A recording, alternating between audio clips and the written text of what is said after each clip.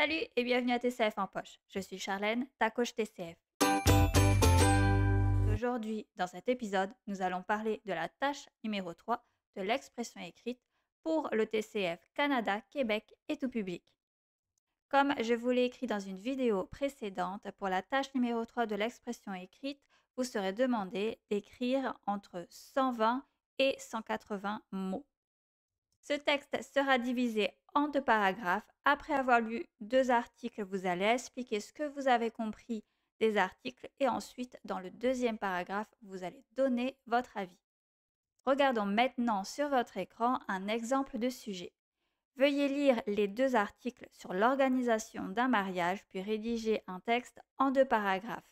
Le premier paragraphe doit expliquer ce que vous avez compris des articles. Le second paragraphe doit présenter votre opinion sur le sujet. Alors maintenant, nous allons lire le premier article. L'organisation d'un mariage souvent considéré comme un moment de joie et de célébration peut rapidement se transformer en un défi complexe et stressant. Des décisions infinies sur le lieu, le budget, le menu, les invités et une multitude d'autres détails peuvent accabler les futurs mariés, les laissant parfois dépassés et épuisés. Les désaccords familiaux, les pressions sociales et les attentes élevées ajoutent encore à la tension, faisant du processus de planification une montagne russe émotionnelle. Alors, on comprend ici que l'article explique les difficultés d'organiser un mariage. Donc ici, on explique plutôt les points négatifs. Donc maintenant, l'article numéro 2. Organiser un mariage souvent perçu comme un parcours semé d'embûches et de stress peut également être une expérience enrichissante et excitante pour les couples qui y voient une occasion de célébrer leur amour et de créer des souvenirs inoubliables. Bien sûr, il y a des décisions à prendre et des défis à relever, mais chaque étape de la planification offre l'opportunité de se rapprocher, de travailler en équipe et de prendre des décisions ensemble. Les épreuves rencontrées peuvent renforcer la relation et aider les couples à mieux se connaître, à développer leur capacité à résoudre les problèmes et à envisager leur avenir ensemble avec confiance et optimisme. Ici, on comprend clairement qu'on exprime l'idée opposée, donc on parle des avantages à préparer un mariage en couple. Alors maintenant, après avoir lu les deux articles, nous allons regarder comment commencer son premier paragraphe. Alors, vous allez commencer le paragraphe en utilisant des expressions qui vont présenter rapidement le sujet des articles, comme après avoir lu deux articles parlant de l'organisation des mariages, j'ai lu deux articles qui parlent de l'organisation des mariages. Les deux articles sur le mariage abordent principalement et donc vous donnez l'idée principale des deux textes. Plus simplement, le premier article parle de et le deuxième article explique que. Donc là, vous entrez tout de suite dans le sujet. Maintenant que vous avez expliqué l'idée principale des deux articles qui doit être la même, nous allons maintenant détailler ce que vous avez compris de l'article 1 et ce que vous avez compris de l'article 2, qui normalement, le plus souvent, doivent être des idées opposées. Donc le premier article traite de, ici on voit que le premier article traite des inconvénients à préparer un mariage en couple, alors que le deuxième article aborde les avantages. Donc ici, on a deux idées opposées.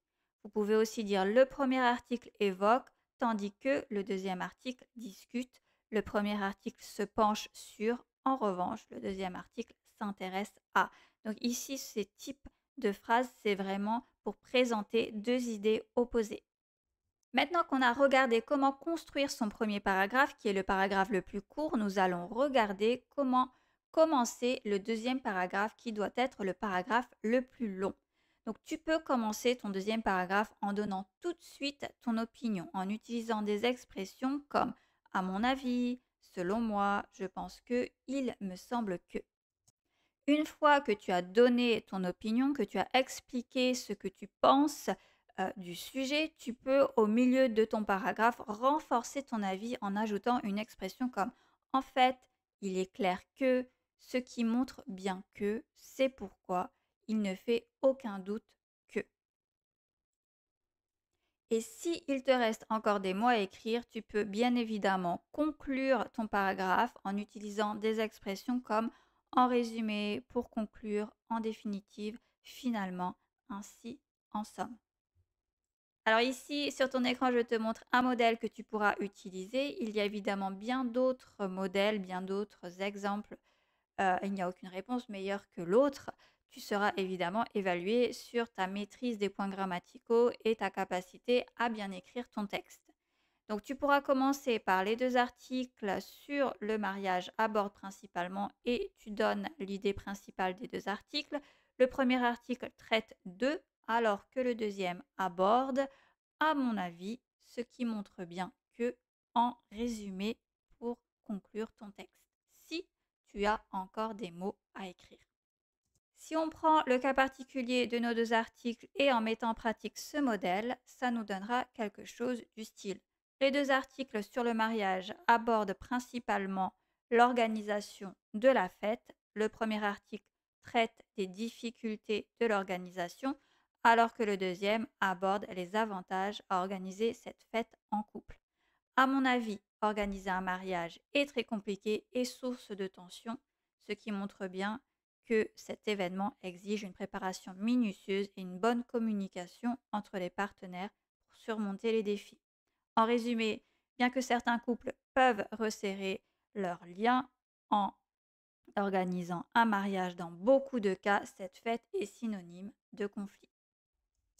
Évidemment, pour compléter ce modèle et l'améliorer encore plus, tu peux même donner des exemples personnels si tu as toi-même participé ou organisé une fête de mariage. Pour plus de détails sur la tâche numéro 3 de l'expression écrite et des tests TCF, n'oublie pas que j'ai mon cours sur Udemy. Tu peux également me suivre sur Instagram pour plus de conseils. Je te souhaite bon courage dans tes révisions du TCF et je te dis à la prochaine. Salut!